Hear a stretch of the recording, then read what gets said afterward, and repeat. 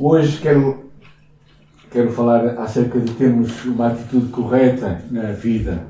É interessante, está aqui o Ruben, tá? Ruben, eu disse qual era o tema da mensagem desta semana. Não disse. Normalmente digo. A primeira música foi a música que encaixou mesmo naquilo que nós queremos falar hoje. Deus tem contendido muito com o meu coração com esta passagem e eu queria trazê-la para o nosso estudo nesta manhã. Acredito que muitas vezes a nossa atitude é determinante da forma como tu e eu vamos encarar a vida e como vamos ser bem-sucedidos ou mal-sucedidos. Não é? Se calhar vocês têm conhecido pessoas que passam pelos mesmos desafios na vida e têm atitudes diferentes. Certo? Cada pessoa tem as mesmas perdas, os mesmos desafios, mas perante aquilo que enfrentam, elas conseguem responder de formas diferentes.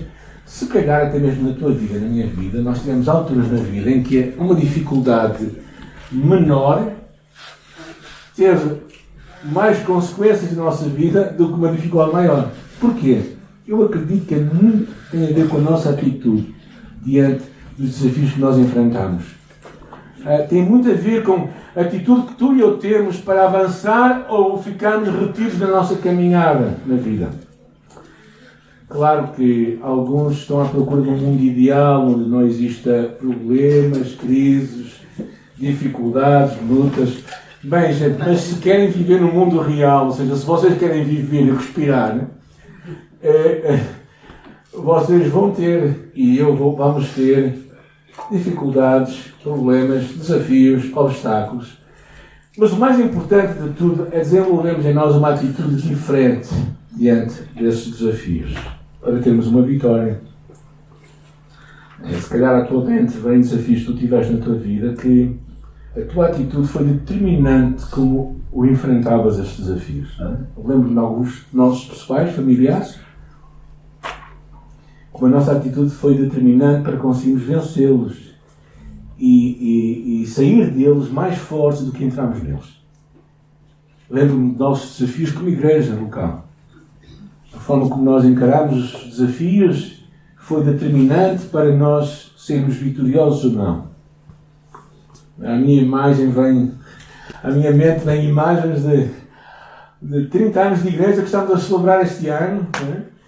E de episódios que nós tivemos aqui, gente, que eu digo-vos, episódios que foram determinantes para nós conseguirmos avançar. Não é? Talvez um dos episódios mais frustrantes, não é? Foi numa altura em que nós estávamos a tentar fazer tudo que a Câmara queria que nós fizéssemos para ter o projeto aprovado, e eles não aprovavam de nenhuma maneira, e num ato de completo desespero meu, não é? Peguei no projeto de construção e em frente ao altar de Deus atiro lá para o chão. Os outros começaram a dizer para mim o que é que estava a passar comigo. Eu estava uma crise psicótica ou qualquer coisa parecida, não é? Atiro aquilo para o chão e diz assim: Deus, isto é teu, tu é que tens tratado o assunto, eu já não quero saber mais disto. Bem, é uma atitude, não é? É uma atitude. Hoje vamos falar acerca da história, de um episódio da história do povo de Israel. Imaginem mais de 2 milhões de pessoas andar no deserto. Imaginem o grande Porto, a zona metropolitana do Porto, a caminhar por um deserto. 660 mil guerreiros que tinham uma promessa, que havia uma terra para eles e que eles tinham de tomar e possuí-la. Moisés seleciona 12 homens que representavam os 12 tribos de Israel. O trabalho deles era ver como é que a terra era. Na verdade, não eram homens quaisquer. O texto base vai ser em Números 13. Eram príncipes, eram chefes, homens sábios, guerreiros. Homens que hoje nós poderíamos chamar os influencers. Aqueles que iam influenciar a multidão. E, na verdade, eles foram escolhidos para representar aquele povo. E o trabalho deles foi-lhes dado a eles. E diz assim: subi por aqui, para o lado sul, subi a montanha e vi da terra. E o povo que nela habita, se é forte, se é fraco, se é pouco, se é muito. E como é a terra em que habita? Se é boa, se é má, e quais são as cidades em que habitam? Sem arraiais, sem fortalezas. Mas como é a terra, se é fértil ou estéril, se não há árvores ou não, esforçai-vos e tomai o fruto da terra. Estes homens foram encorajados a subir àquela terra para a ver. E durante 40 dias viram a terra. O que é que vocês acham? 40 dias dá para ver? Viram muita ou pouca coisa? Muita coisa. O principal. Viram convencidos de uma coisa, não é? Convencidos que eles trouxeram um relatório, e o relatório era simples: fomos à terra que tu nos enviastes e verdadeiramente mana com leite e mel. Era um sinal de riqueza, não é? E este é o seu fruto. Era uma altura, possivelmente seria no mês de agosto, setembro, não é? E aconteceu que eles foram a uma terra onde o vinho, a uva estava lá, e bem desenvolvida, e trouxeram o fruto da terra. E mostraram. Agora, o que é empolgante na história é que os dois vêm e trazem o relatório. Eles veem a mesma coisa. Não há divergências daquilo que viram, mas a forma como eles filtram aquilo que viram é que é diferente.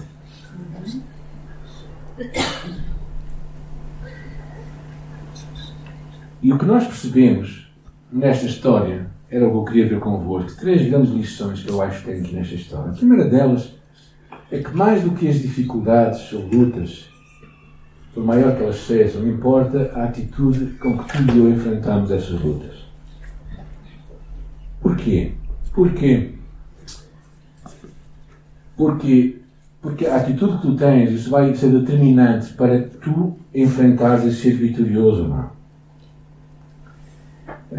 Se calhar eu queria, antes de avançar mais na história, queria que tu e eu pensássemos qual é a atitude em que tu e eu estamos a enfrentar os desafios que nós temos na nossa vida.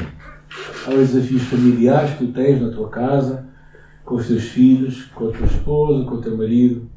Talvez desafios pessoais que tu estás a enfrentar na tua vida para teres vitórias sobre alguma área e algum sentimento que tu não consegues ultrapassar. Talvez desafios profissionais que tu tenhas hoje, porque o mundo está a mudar mais rápido do que nós conseguimos pensar, eu acho. E são desafios grandes. Como é que tu estás a enfrentar os desafios que tens à tua frente? Que atitude tu tens perante a oportunidade de servir na igreja? Perante um desafio que tu tens à tua frente, por exemplo, plantar uma igreja em Vila Nova de Gaia. Qual a nossa atitude perante isso? Como é que nós encaramos estes desafios? Não é? E a chave, o que nos vai dar a vitória ou a derrota, eu acredito, tem muito a ver com a nossa atitude e não com a dimensão da dificuldade que nós temos diante de nós. A tua atitude vai marcar a diferença para viveres a vitória de Deus. É curioso, quando eles trazem o relatório, no capítulo 13, se formos ler, que o relatório que estava ali descrito, não é? Aconteceu que no versículo 30, diz assim: e então Caleb fez o povo calar-se diante de Moisés e disse... Quem é que Moisés calou? Quem é que Caleb calou? Ao povo. Porquê que o povo está... O que é que aconteceu com o povo? O povo de alguma forma ficou perturbado. O povo de alguma forma ficou agitado, muito agitado dentro de si. Por causa do relatório dos 12, dos 10, por causa das palavras dos 10. Diz aqui que eles começaram a inflamar e a dizer mal da terra.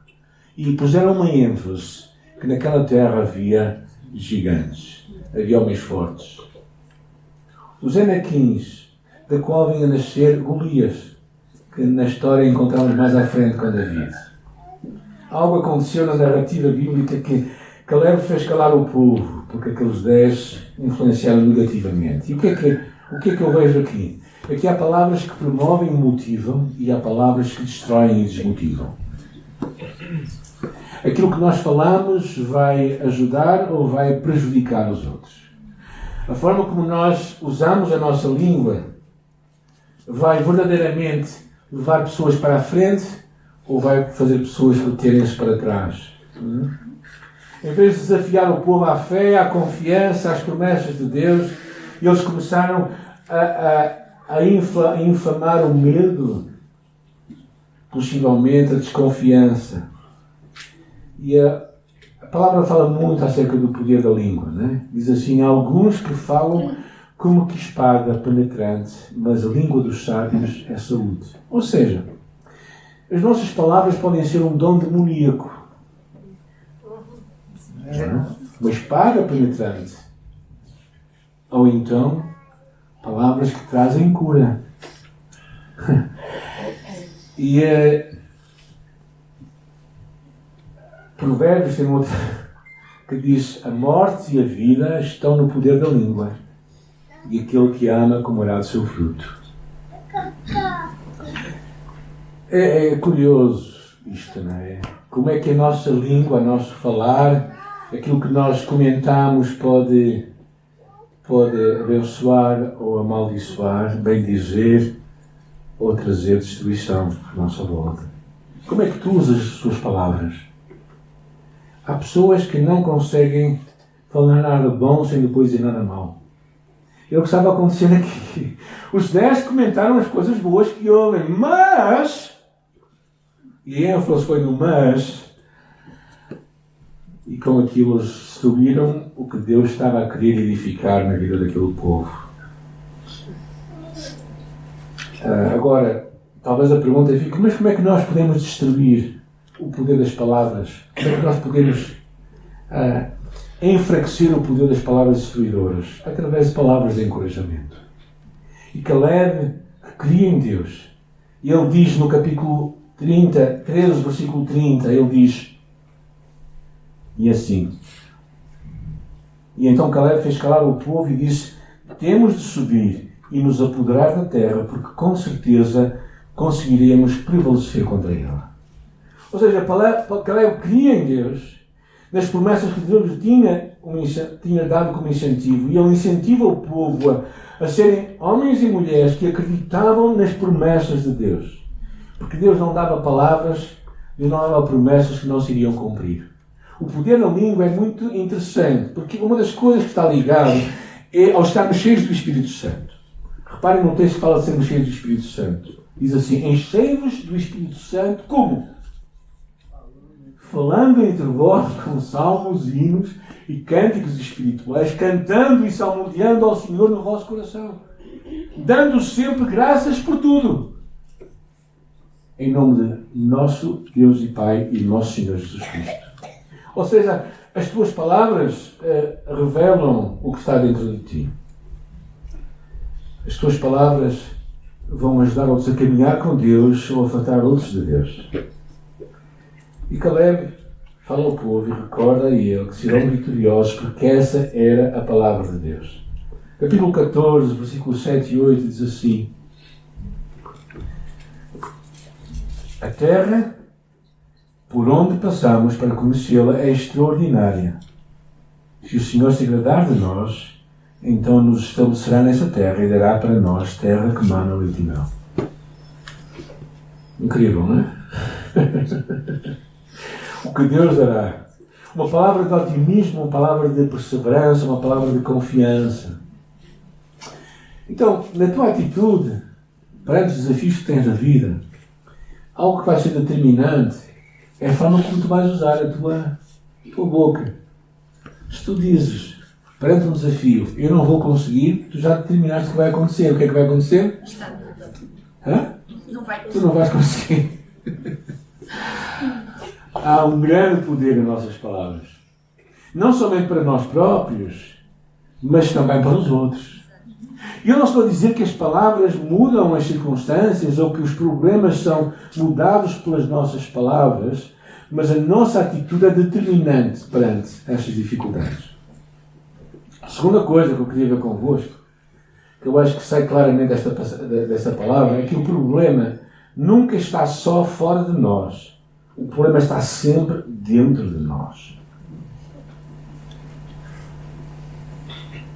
Daqueles 12, quem tinham à sua frente cidades fortificadas, quem tinha à sua frente homens e gigantes à sua frente.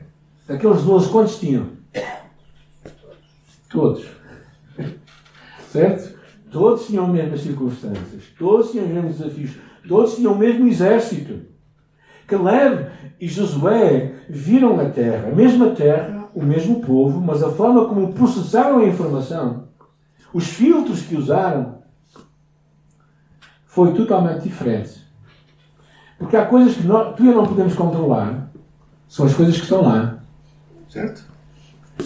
Mas o que faz toda a diferença é a nossa atitude diante dessas dificuldades.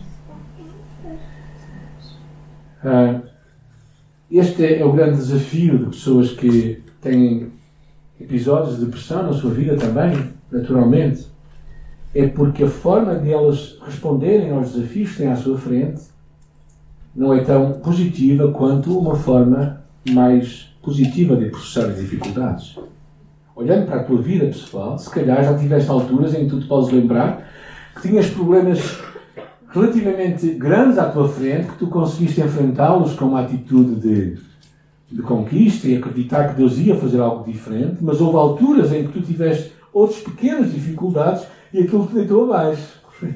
E porquê? Porque a tua atitude foi determinante. A forma como tu processas dentro, a forma como tu te relacionas com essas dificuldades, o que está dentro de ti naquela altura, é fundamental para tu poderes ter vitória. Por isso é que é importante, por exemplo, o descanso.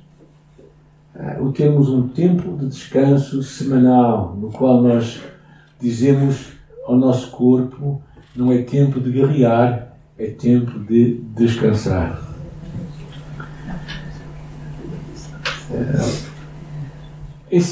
O que está aqui a falar não é pretender que nós não temos que enfrentar problemas. Na verdade, Jesus disse: no mundo 3 aflições. Ou seja, é melhor estarmos a contar com isso. Tá bom? Mas, ao contarmos com isso, temos uma outra atitude. O preço que nós temos para viver é enfrentar os conflitos, os problemas, a dor, os gigantes que temos diante de nós. Jesus disse: qualquer que não levar a sua própria cruz e vier após mim não pode ser meu discípulo. Assim, os problemas não estão só nos problemas, o problema não é só nos problemas, mas principalmente como vamos enfrentá-los e com que atitude. Há uma atitude que procura a solução e há outra atitude que ativa a saída, que há outra atitude que procura uma saída e uma fé em Deus, na sua vontade. Então o importante é nós não desesperarmos, mas lutarmos com coragem. É muito interessante um episódio no livro de Atos, capítulo 18, em que quando Paulo estava a ser perseguido e havia grande opressão sobre ele em Corinto, e Paulo estava a lutar tinha lutas interiores. O versículo 9 e 10 diz assim: não temas, mas fala e não te cales, porque eu sou contigo, e ninguém lançará a mão de ti para te fazer mal, porque eu tenho muito povo nesta cidade. Eu não conseguia ver aquilo, mas Deus estava-lhe a lembrar isso. Ou seja, não temos que criar uma ilusão de não vermos os problemas, os conflitos, mas temos a atitude correta quando o problema aparece. Josué e Caleb viram o mesmo que os outros viram, mas os outros 10 tiveram uma atitude diferente. E já agora, qual é o nome dos dois que tiveram fé em Deus? Porquê é que nós não sabemos o nome dos outros? Porque ninguém se lembra dos perdedores.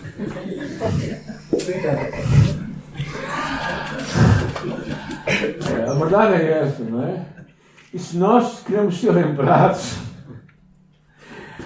não por causa do nosso nome, mas por causa do nome que está atrás de nós, que é o nome de Deus, então é importante termos uma atitude destes dois homens. Os que deixam a sua marca neste mundo são aqueles que creem em Deus e nas suas promessas. por isso o importante é termos uma atitude de buscar em Deus. E a terceira grande lição que eu tive dessa passagem é realmente este ato de confiarmos em Deus. Confia em Deus. E eu não sei como... Eu acho que esta simples lição, que é confiar em Deus, é talvez o maior segredo da nossa vida, que muitos de nós ainda não aprendemos. Acho que esta ideia de confiar em Deus é tão simples, mas tão decisiva. A forma que eu posso ilustrar é simplesmente a imagem que eu tenho na minha mente é de uma criança nos braços da sua mãe. Quando ela começa a chorar desenfreadamente e a mãe pega nela ao colo e a criança consegue olhar para cima e sentir os braços e o cheiro da mãe e descansa. Confiar em Deus tem tudo a ver com isto.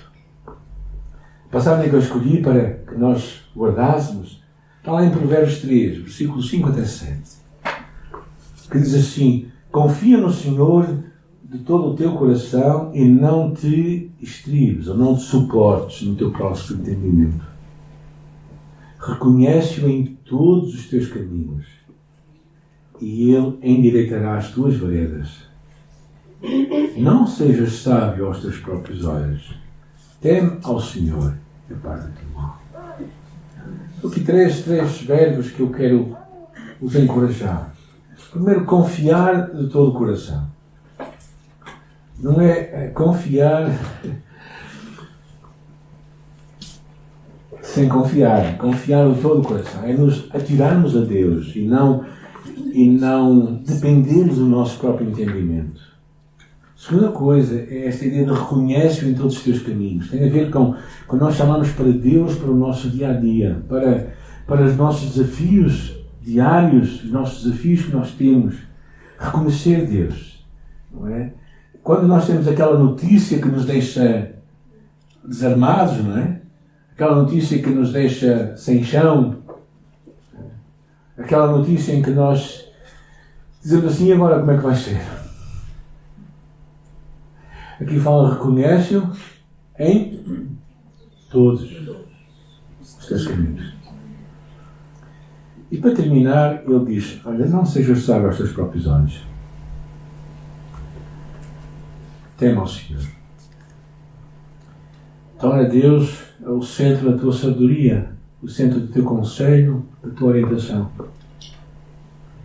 E por isso Caleb, perante tudo isto, Caleb fala com confiança. Ele diz: nós somos capazes. Caleb anima o povo e diz: possuamos a terra em herança. Caleb não fala de conquistarmos a terra, mas fala de possuirmos a terra. Porquê? Porque dele possuir a terra era algo que era deles. Eles só tinham que tomar aquilo para eles. Tomar posse da terra era tomar para eles aquilo que já tinha sido conquistado por Deus. Deus já lhes tinha dado aquilo.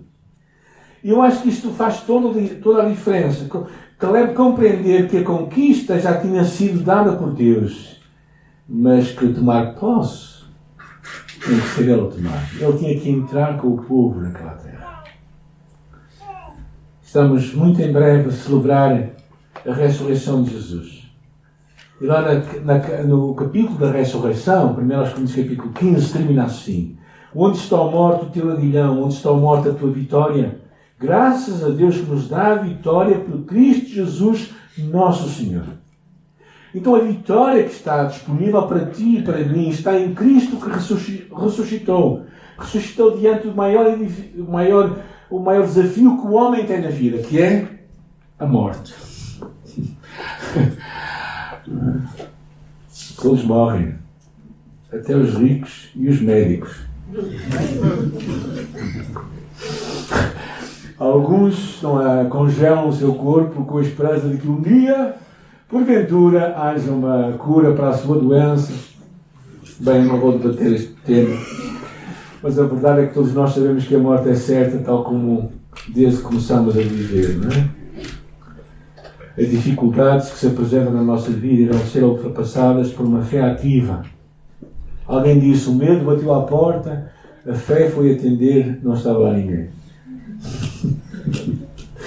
Quando tu tens confiança em Jesus, em Deus, tu podes enfrentar grandes desafios.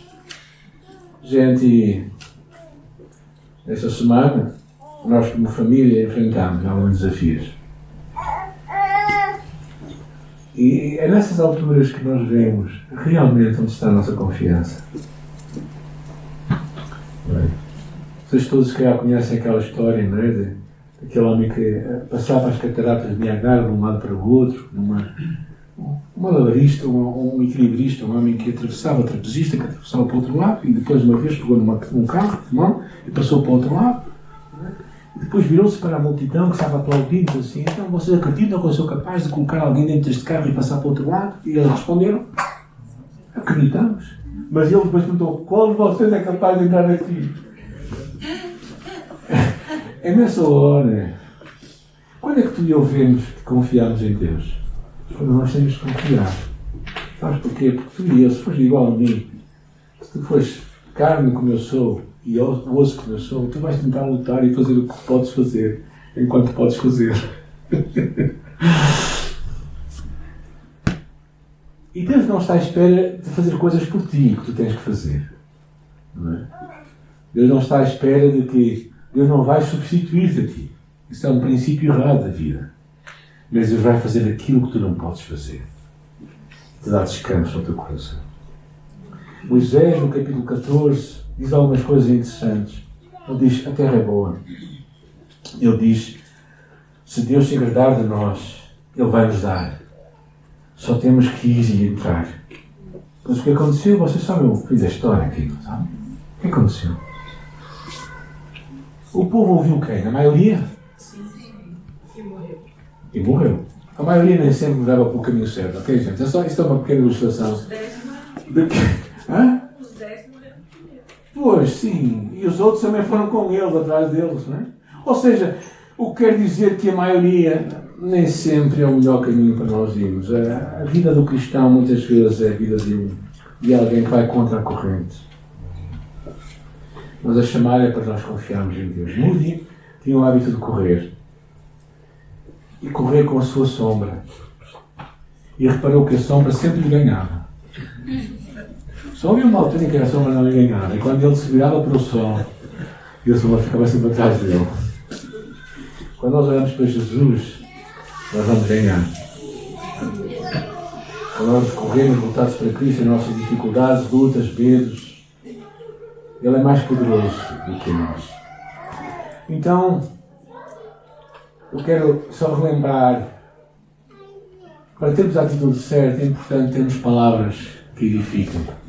Palavras que vão realmente construir caminhos para encorajarmos outros, para nos encorajarmos a nós próprios. Precisamos de reconhecer que a batalha maior está dentro de nós, não está fora de nós. Ela é igual para toda a gente, mas dentro de ti tu vais determinar se vais ou não vais ser vitorioso. A forma de tu pensares, principalmente, vai ser determinante. Por isso que o curso de Liberdade em Cristo é tão importante, porque nos ajuda a pensar como Deus quer que nós pensemos. E, finalmente, confie em Deus, ela vai fazer toda a diferença. Eu quero orar convosco nesta manhã. Vamos, entretanto, só recordar uma coisa. Os 12 espias, todos eles tinham visto os milagres de Deus. Todos eles saíram do Egito, viram o mar vermelho abrir-se, viram as pragas do Egito. Todos os 12 viram da rocha a sair água, maná a ser dado no deserto. Todos os 12 viram isso. Todos tinham vivido os resultados da fé e dos milagres de Deus. Porém, 10 estavam muito concentrados naquilo que era impossível. 2 estavam muito conscientes das promessas de Deus. 10 falavam e sossegavam do tamanho dos gigantes. 2 saboreavam as uvas que tinham trazido. 10 sentiam-se como gafanhotos diante de Deus. 2 viam-se como vencedores de gafanhotos e de gigantes. 10 estavam dominados pelas dificuldades e 2 deixaram-se dominar por Deus. Minha pergunta é para ti e para mim hoje, nesta manhã, diante dos nossos desafios, qual é o nosso grupo?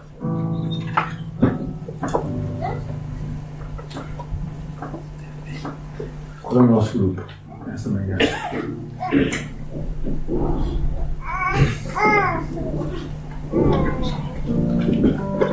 E eu acho que eu sei o que Deus quer para ti e para mim.